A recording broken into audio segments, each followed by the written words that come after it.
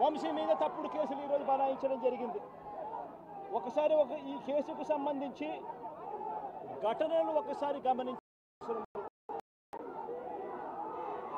ఫిబ్రవరి 19వ తారీఖున 2023 మంగళగిరి మంగళగిరిలో TDP head ఆఫీసులో పట్టాభి అనే వ్యక్తి చేత వంశీ మీద భరించలేని విధంగా బూతులు తిట్టించారు చంద్రబాబు నాయుడు గారు. మంగళగిరి తెలుగుదేశం పార్టీ హెడ్ ఆఫీసులో ఫిబ్రవరి 19, 2023 పట్టాభి అనే వ్యక్తి రెచ్చగొడుతూ వంశీని తిడుతూ ఫిబ్రవరి 19వ తారీఖున తాను మాట్లాడిన మాటలు. ఫిబ్రవరి 19, 23 వాడో పిల్ల సైకో, నేనే గన్నవరం వెళ్తా, ఎవడేం పీకుతాడో చూస్తా, ఆ వంశీ సంగతి తేలుస్తా, నియోజకవర్గంలో నుంచి బయటికి విసిరేస్తా అంటూ గన్నవరం ఎమ్మెల్యే వల్లభనేని వంశీని రెచ్చగొట్టింది సాక్షాత్తు ఫిబ్రవరి 19వ తారీఖున ఇదే పట్టాభి అనే వ్యక్తి. అంతటితో ఆగకుండా ఫిబ్రవరి 20వ తారీఖున అంటే మరుసటి రోజు చంద్రబాబు గారు పట్టాభిని నేరుగా గన్నవరంకే పంపారు. గన్నవరంకే పంపి గన్నవరంలో ఆయన అక్కడికి వెళ్ళి గన్నవరంలో మళ్ళీ ప్రెస్ మీట్ పెట్టి మళ్ళీ వంశీని మళ్ళీ తిట్టి అదే గన్నవరంలో చుట్టుపక్కల ప్రాంతాల నుంచి తాను పోగేసిన మనుషులను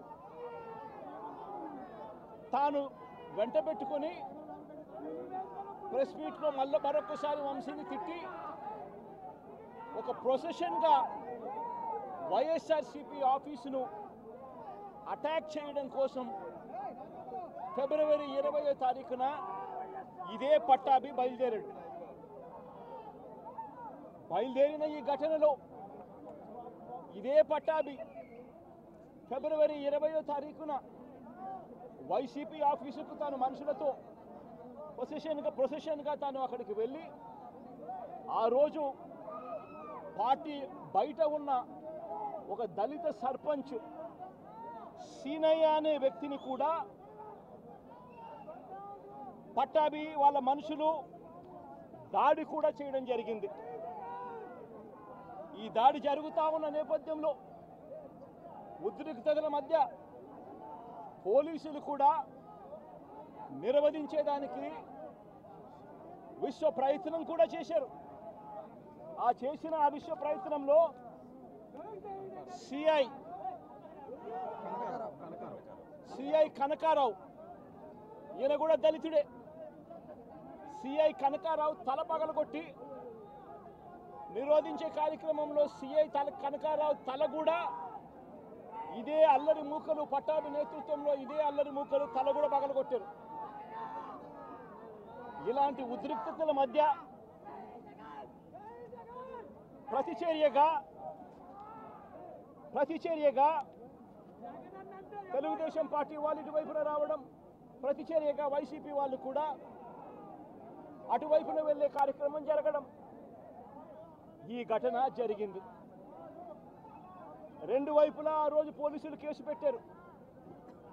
వైసీపీ ప్రభుత్వం అధికారంలో ఉంది, అయినా కూడా వన్ సైడెడ్గా కేసును వాళ్ళ మీద పెట్టలేదు.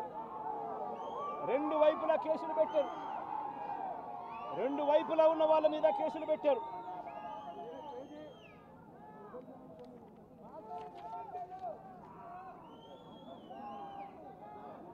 తర్వాత గన్నవరం ఘటనకు సంబంధించి అప్పటి పోలీసులు సుమోటోగా టీడీపీ పార్టీ మీద, వైసీపీ పార్టీకి సంబంధించిన వాళ్ళ మీద, ఇద్దరి మీద కేసులు పెట్టారు. ఇదే సమయంలో టీడీపీ టీడీపీ వాళ్ళు 3 కంప్లైంట్స్ కూడా ఇచ్చారు. అవి కూడా తీసుకోవడం జరిగింది. కానీ ఈ ఘటనలన్నీ కూడా టీడీపీ ఇచ్చిన కంప్లైంట్స్లో కానీ, ఆ రోజు ఇచ్చిన కంప్లైంట్స్లో కానీ, పోలీసులు పెట్టిన కేసుల్లో ఎక్కడా కూడా వంశీ పేరు లేదు. కారణం వంశీ ఘటనలో లేడు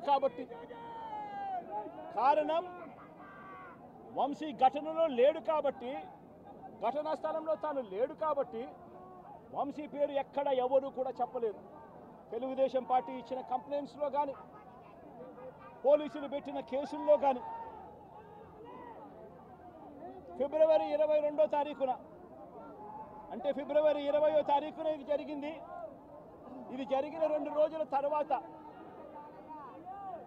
గన్నవరం టీడీపీ ఆఫీస్ ఆపరేటర్గా, డేటా ఎంట్రీ ఆపరేటర్గా పనిచేస్తా ఉన్న సత్యవర్ధన్ అనే ఈ దళిత యువకుడిని మంగళగిరిలోని టీడీపీ ఆఫీసుకు చంద్రబాబు నాయుడు గారు మనుషులను పిలిపించుకొని